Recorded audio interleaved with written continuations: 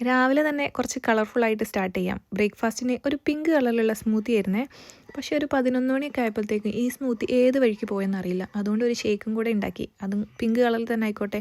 ലഞ്ചിനുള്ള ചോറും സാമ്പാറും ഉപ്പേരിയൊക്കെ ഇന്നലെ ഉണ്ടാക്കി ഫ്രിഡ്ജിൽ വെച്ചിട്ടുണ്ടായിരുന്നേ. ഒരു മീനും കൂടി പൊരിച്ചപ്പോൾ ലഞ്ച് സെറ്റായി.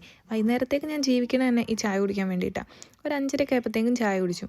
രാവിലെയും ഉച്ചയ്ക്കും ഒക്കെ തട്ടിക്കൂട്ടലായതുകൊണ്ട് ഡിന്നറിന് നമുക്ക് കുറച്ച് സ്പെഷ്യലാക്കാം. പീറ്റ്സ ഉണ്ടാക്കാം.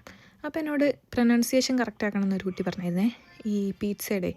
അതിലോട്ട് വേണ്ട പച്ചക്കറികളൊക്കെ കട്ട് ചെയ്ത് വെക്കാം. ചിക്കൻ പീറ്റ്സയാണ് നമ്മളിന്നിവിടെ ഉണ്ടാക്കുന്നത് കേട്ടോ.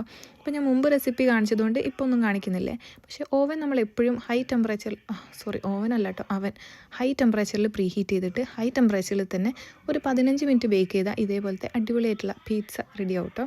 അപ്പോൾ നമ്മൾ ഇത്രയും നേരം കണ്ടുകൊണ്ടിരുന്നത് what I 8 in a day ആയിരുന്നു കേട്ടോ.